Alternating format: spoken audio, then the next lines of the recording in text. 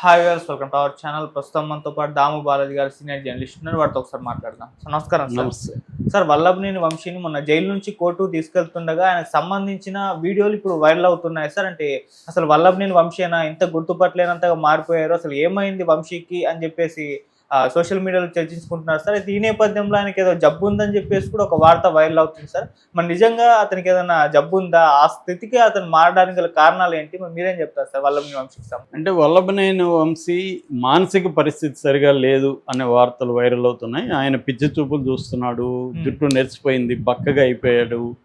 అసలు ఇతను వల్లభనేని వంశీ అన్న? వల్లభనేని వంశీ అంటే ఒక చార్మింగ్ పర్సనాలిటీ, చాలా కాన్ఫిడెంట్గా ఉండేవాడు. అలాంటి వ్యక్తి సడన్గా ఏజ్ అయిపోయిన వ్యక్తిలాగా ముసలోళ్ళలాగా ఉన్నాడు, బక్కగా అయిపోయాడు. సో ఇతను మానసికంగా కూడా బ్యాలెన్స్గా లేడు, గుర్తుపట్టట్లేదు. స్కిజోప్రేనియా లాంటి జబ్బు ఏదో ఉంది ఇతనికి అని, అంటే తనని ఎవరో చంపుతారేమో అని, లేకపోతే ఎవరో పిలుస్తున్నట్టు వినిపిస్తుంది సౌండ్స్ అని, ఇలాగంతా అయిపోయాడని ఒక వార్త వైరల్ చేస్తున్నారు తెలుగుదేశం వాళ్ళు. దీనికి వైసీపీ వాళ్ళు కూడా ఏమి సమాధానం ఇవ్వట్లేదు, సైలెంట్గానే ఉన్నారు. వల్లభనేని వంశీని మొన్న జైలుకి తీసుకొచ్చినప్పుడు కూడా అలాగే ఉన్నాడు. కోర్టు నుంచి జైలు నుంచి తీసుకొచ్చాడు అప్పుడు. ఎందుకంటే ఆయనకి ఎస్సీ ఎస్టీ కోర్టు లేటెస్ట్గా ఏప్రిల్ 8 వరకు ఎక్స్టెండ్ చేసింది. కాబట్టి ఆయన ఇంకా జైల్లో ఉండాల్సిన పరిస్థితి ఉంది. అయితే మామూలుగా ఎందుకు అలా కనిపిస్తున్నాడంటే, జనరల్గా జైలుకి వెళ్తే ఒక ప్రమాదం ఏంటంటే, చాలామంది నేను చాలాసార్లు చెప్పాను, జైల్లో ఇప్పుడు బయట మన లైఫ్ స్టైల్ ఒకటి ఉంటుంది. మన బట్టలు కానీ, మనం మేకప్లు, ఇవాళ అందరూ మేకప్లు వేసుకుంటారు. మగవాళ్ళైనా ఆడవాళ్ళైనా మేకప్లు వేసుకోవడం, బ్యూటీ పార్లర్కి వెళ్ళడం, ఒక బయట ఒక ఇదిగా కనిపిస్తారు. హెయిర్ కలర్ వేసుకుంటారు, ఫేషియల్ చేసుకుంటారు, ఇంకా ఏవో యాంటీ ఏజింగ్ క్రీములు లేకపోతే ఏవో చేస్తారు. ఈ మధ్య డబ్బున్న వాళ్ళైతే ప్లాస్టిక్ సర్జరీలు చేసుకోవడం, హెయిర్ మొలవకుండా కంప్లీట్గా చూసుకోవడం, ఇవన్నీ చేస్తున్నారు. అట్లాగే జుట్టు ఎక్కడైనా కొద్దిగా గ్యాప్ వస్తే అక్కడ ప్లాంటేషన్ చేసుకోవడం, దాన్ని మెయింటైన్ చేసుకోవడం, ఇవన్నీ చేస్తారు. ఇలాంటి వాళ్ళు జైలుకి వెళ్ళారు. ఫస్ట్ అక్కడ రంగు వేయడం కుదరదు, నీకు మేకప్ సామాన్లు ఏమి ఉండవు. దానివల్ల నీ నిజస్వరూపమైందో అక్కడ బయటకు వచ్చేస్తుంది. సో కవిత కూడా మనకు అలాగే కనబడేది. ఆమె జుట్టు నెరిసిపోయి చాలా వీక్గా కనబడేది జైలుకి వెళ్ళి కోర్టుకు పెట్టేటప్పుడు. సో ఇది కామనే, ఇది ఎవరికైనా. ఇతను కూడా రంగేసుకుని ఉండేవాడు, కొంత మేకప్ చేసుకొని నీట్గా డ్రెస్అప్ అయ్యి వచ్చేవాడు. కానీ ఇప్పుడు ఏమైంది, అవన్నీ ఆడ సాధ్యం కాదు కదా. కాబట్టి బయటకు వచ్చినప్పుడు అదే కనబడుతుంది. రెండోది ఏంటంటే, అతనికి ఆరోగ్యం ఆల్రెడీ ఇబ్బందుల్లో ఉన్నాడు. అతనికి వెన్నెముక ప్రాబ్లం ఉంది, అతనికి కింద పడుకోలేని పరిస్థితి. బెడ్ డీమని కూడా కోర్టు కూడా జైలు అధికారులను ఆదేశించింది.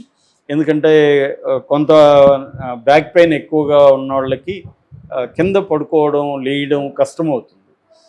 తర్వాత ఏంటంటే, ఆయన్ని ఒకరినే ఉంచితే ఆయనకి ఇబ్బంది అవుతుంది. ఎందుకంటే ఆయన పనులు ఆయన చేసుకోలేదు. ఇప్పుడు బట్టలు ఉతకాలి, ఎవరు ఉతుకుతారు? ఫుడ్డు ఎవరు తెచ్చిస్తారు? జైల్లో పోయి తెచ్చుకోవాలి ఫుడ్డు, వాడు ఎక్కడో పెడతాడు, లేకపోతే దాన్ని క్లీన్ చేయాలి. ఆయనకి ఇట్లాంటి అనేక పనులకి హెల్ప్ కావాల్సి వస్తుంది. స్నానం చేయాలి, సబ్బులు బయట నుంచి తెచ్చుకోవాలి, ఏవో రకరకాల ఇవి కావాల్సి వస్తుంది. మామూలుగా ఏంటంటే, డబ్బులు ఉన్నప్పుడు అక్కడ పేద ఖైదీల్ని అసిస్టెంట్లుగా పెట్టుకుంటారు. నేను 8 నెలలు ఉన్నప్పుడు నాకు కూడా ఒక అసిస్టెంట్ ఉండేవాడు, నేను డబ్బులు ఇచ్చేవాడిని అతనికి, నాగరాజు అని. సో వీళ్ళు మనకి ఫుడ్ తెచ్చిస్తారు, ఇంకేమన్నా కావాలని తెచ్చిస్తారు, మన బట్టలు ఉతికిస్తారు, ఇవన్నీ ఉంటుంది. వాళ్ళకి మనం శాలరీ ఇస్తాం. జైల్లో ఇది అలౌడ్ అనమాట. అంటే ఇదంతా రూల్ ప్రకారమా అంటే రూల్ ప్రకారం కాదు, కానీ ఇవన్నీ జరుగుతుంటాయి జైల్లో. సో వాళ్ళకి హెల్ప్ అవుతుంది, వీళ్ళకి పనులు జరుగుతాయి. వీళ్ళు అన్ని పనులు చేసుకోలేరు కాబట్టి అలాగా మామూలుగా అయితే పెట్టుకుంటారు. కానీ ఇంక అవన్నీ లేవు. ఇప్పుడు అవన్నీ వాళ్ళకి అలవాటు లేవు. ఫర్ ఎగ్జాంపుల్, పోసాని కృష్ణమురళికి ఏ ట్యాబ్లెట్ ఎప్పుడు వేసుకోవాలి, దేనికి వేసుకోవాలో కూడా ఆయనకు తెలియదని వాళ్ళ భార్య చెప్తుంది. నేను ఇస్తే వేసుకుంటాడని. అలాగా డిపెండెన్సీ ఉంటుంది. ఇంట్లో భార్యో లేకపోతే ఎవరో ఒకరు సేవకులు ఉంటారు కాబట్టి వాళ్ళకి టైం టేబుల్ ఉంటుంది. డాక్టర్ని బట్టి వాళ్ళు ఇస్తూ ఉంటారు, వీళ్ళు వేసుకుంటుంటారు. కానీ అది ఏమి ట్యాబ్లెట్, అది ఏంది అని కూడా వీళ్ళకి తెలియకపోవచ్చు.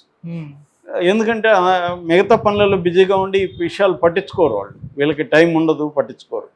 అలాంటి వాళ్ళు జైలుకి వెళ్ళినప్పుడు ఇలాంటి రకరకాల జైల్లో మనం ఊహించని అనేక ప్రాబ్లమ్స్ అక్కడికి పోయినాక కానీ తెలియదు మనకి బయట. అందుకనే జైలుకి పోయిన వాళ్ళని మొత్తం అడిగి దానికి రెడీగా అయిపోవాలి రాజకీయ నాయకులు ముందుగానే. ముఖ్యంగా ఇట్లాంటి వాగేవాళ్ళు ఇప్పుడు తెలుగుదేశం వాళ్ళు, జనసేన వాళ్ళు కూడా నేర్చుకోవాలి.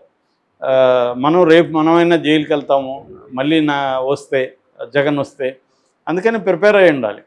కానీ ఇప్పుడు ఎవరు అవుతారు, ఎవరు అవ్వరు కదా. నేను జైలుకి వెళ్ళాలేమో అని ప్రిపేర్ అయ్యి కార్టూన్లు వేస్తుంటారు. మొన్న కూడా ఒక కార్టూన్ చూసా, రాజుగారు వేశారు. అదేంటంటే మా ఆయన కింద పడుకొని ఇద్దరు ఆడవాళ్ళు మాట్లాడుకుంటారు, ఆయనేమో రాజకీయ నాయకుడు కింద పడుకొని ఉంటాడు. ఇప్పటి నుంచి ఆయన ప్రాక్టీస్ చేస్తున్నాడు, రేపు జైలుకి వెళ్తే కింద పడుకోవాలి కదా అని వాళ్ళ భార్య ఫ్రెండ్కి చెప్తుంటుంది. సో అది జోక్గా అయితే ఓకే, కానీ ఎవరు సీరియస్గా అలా ప్రిపేర్ కారు కదా జైలుకి వెళ్ళాలని. సో అందువల్ల ఈయన ఖచ్చితంగా బలహీనపడే అవకాశం ఉంది. ఆయనకి ఆరోగ్యం అయితే మామూలుగా అయితే ఆయనకి హెల్త్ ఇష్యూస్ ఉన్నప్పుడు వాళ్ళు ఫ్యామిలీ డాక్టర్స్ ఉంటారు, వాళ్ళ ఫ్రెండ్స్ ఉంటారు, వాళ్ళు సజెస్ట్ చేస్తారు. ప్రాపర్ ఫుడ్ డైట్ ఉంటుంది, మెడిసిన్స్ ప్రాపర్గా తీసుకుంటారు, లిక్విడ్స్ ఉంటాయి, ఫ్రూట్స్, రకరకాల వ్యవహారాలు బయట సాధ్యం. కానీ జైల్లో అవేమి ఉండదు. వాళ్ళు చెప్పిన టైంకి చెప్పిన ఇది తినాలి, హైజీనిక్గా ఉండదు. సో దుమ్ము, ధూళి, దోమలు వ్యవహారాలన్నీ ఉంటాయి. ప్లస్ మెడికల్ ఫెసిలిటీస్ ఏమి ఉండవు. డిస్ట్రిక్ట్ జైళ్ళల్లో మెడికల్ ఫెసిలిటీస్ ఉండవు. ఈయన ఉన్నది డిస్ట్రిక్ట్ జైలే, వంశీ. అందువల్ల ఖచ్చితంగా అతనికి ప్రాబ్లం ఉంటుంది. రెండవది, మానసికంగా నువ్వు స్ట్రాంగ్గా లేకపోతే జైల్లో భరించడం కష్టం. ప్రతిరోజు నరకంగా ఫీల్ అవ్వాలి. నువ్వు మానసికంగా స్ట్రాంగ్గా ఉండాలి. మనకి చంద్రబాబు కానీ జగన్ కానీ వీళ్ళు మానసికంగా స్ట్రాంగ్. అందుకని వాళ్ళు రెడీగా జైలు అంటే ఓకే అనుకొని వెళ్తారు. చంద్రబాబు 75 ఏళ్లలో జైల్లో 53 రోజులు ఉన్నా ఆయన ఎక్కడ మానసిక స్థైర్యాన్ని కోల్పోలేదు. ఎందుకంటే ఆయన అవన్నీ ప్రిపేర్ అయి ఉన్నాడు మెంటల్గా. రెండోది, ఆయన లైఫ్ స్టైల్ కూడా సింపుల్ లైఫ్ స్టైలు, ఒక డిసిప్లైన్, ఫుడ్డు ఎంత టెంపరేచర్లో ఫుడ్ వేడి చేసి తినాలి, ఎంత తినాలి, అవన్నీ కూడా ఆయనకి క్లారిటీ ఉంది. తర్వాత యోగా చేస్తాడు కాబట్టి ఆయన అక్కడ ఇమడగలిగాడు. రెండోది, ఆయనకి బయట నుంచి ఫుడ్, కోర్టు నుంచి కూడా అనేక వసతులు ఆయనకి దొరికాయి. ఇప్పుడు అందరికీ ఇవ్వరు. కోర్టులు కూడా వివిఐపీలకు ఇచ్చినట్టుగా మామూలు రాజకీయ నాయకులకి వసతులు ఇవ్వరు. సో ఇప్పుడు ఈయన కూడా బెడ్ కావాలంటే కోర్టుకి వెళ్ళి బెడ్ తెచ్చుకోవాల్సి వచ్చి, అంతవరకు కింద వాళ్ళు ఏదో దుప్పటిస్తారు, దాని కింద దాని మీద పడుకోవాలి. అది అలవాటు లేని వాళ్ళకి నిద్ర రాదు, నరకం. తర్వాత నేను టాయిలెట్ గురించి చెప్పాను. టాయిలెట్లు మురిగ్గా ఉండే అవకాశం ఉంది. నేను అక్కడ ఎట్లా ఉంటుందని నేనైతే చూడలేదు, జనరల్గా చెప్తున్నా. రెండవది ఏంటంటే వెస్ట్రన్ టాయిలెట్స్ ఉండవు, ఇండియన్ టాయిలెట్స్. దాంట్లో అలవాటు లేకపోతే ఈయన ఖచ్చితంగా నడువు నొప్పి కాబట్టి ఈయన కూర్చోలేడు. సో ఇవన్నీ ఆయన్ని కొంగదీసేసి ఉంటాయి. అందువల్ల ఆయన అలా అయిపోయి ఉంటాడు. ఖచ్చితంగా మానసిక ఇష్యూస్ కూడా ఉంటాయి. మన జైళ్ళల్లో ఏంటంటే సైకలాజికల్ కౌన్సిలింగ్ అనేది దొరకదు.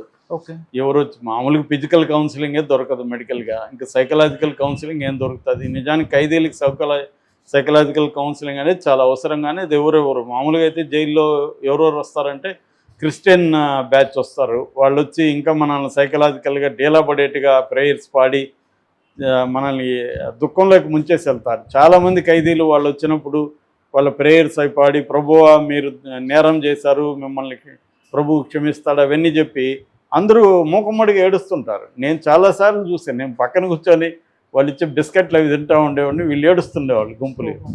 నాకు జాలేసేది, కానీ ఏం చేయలేం మనం, అలా ఏడుస్తుంటారు. అట్లాగే వీళ్ళు వస్తారు, ఎవరు బ్రహ్మకుమారిలు వస్తారు.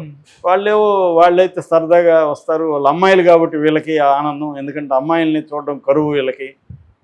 సో అది బాగానే ఉంటుంది. ఇంకొంతమంది పాస్టర్స్, ఫాదర్స్, వీళ్ళు చర్చ్ ఫాదర్స్ వచ్చి వాళ్ళు ఒంటరిగా వస్తారు. వాళ్ళు మెడిసిన్స్, ఏదైనా అరటిపళ్ళు, ఫుడ్ అవి బాగానే ఉంటాయి. సో ఇలాగా బయట నుంచి వచ్చేవాళ్ళు తక్కువే. లేదా ఎవరైనా రాజకీయ నాయకులు వాళ్ళ బర్త్డేలు ఇంకోటి జరిగినప్పుడు వాళ్ళకి పళ్ళు అవి ఇవ్వడం జరుగుతుంది. లేదా జడ్జెస్ కూడా విజిట్ చేస్తారు. జడ్జెస్ విజిట్ చేస్తే ముందే వీళ్ళకి చెప్పేసి ఉంటారు, జడ్జి దగ్గర మీరేమీ నెగిటివ్గా మాట్లాడొద్దని ముందే అందరికీ వెళ్ళిపోతాయి. అందువల్ల వాళ్ళు జడ్జిలు అడిగినప్పుడు బాగానే ఉన్నాయంటారు, వాళ్ళు కూడా మొక్కుబడిగా చేసుకొని వెళ్ళిపోతుంటారు. కాబట్టి జనరల్ ఇది. ఇంకా ములాఖత్తులు వారానికి 2 సార్లు ఉంటుంది. వాళ్ళు చెప్పిన టైము ఇది చేయాలి.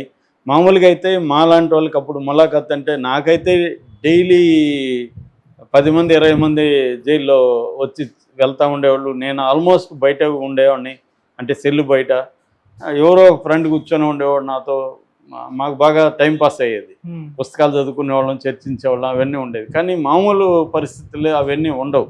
ఓకే. ములాఖతులు వారానికి 2 సార్లు ఉంటాయి. టైమింగ్ ఆ టైం ఫాలో కావాలి, ఇవన్నీ ఉంటాయి. కాబట్టి అతను ఖచ్చితంగా అంటే విచిత్రమైన జబ్బులు ఉన్నాయా,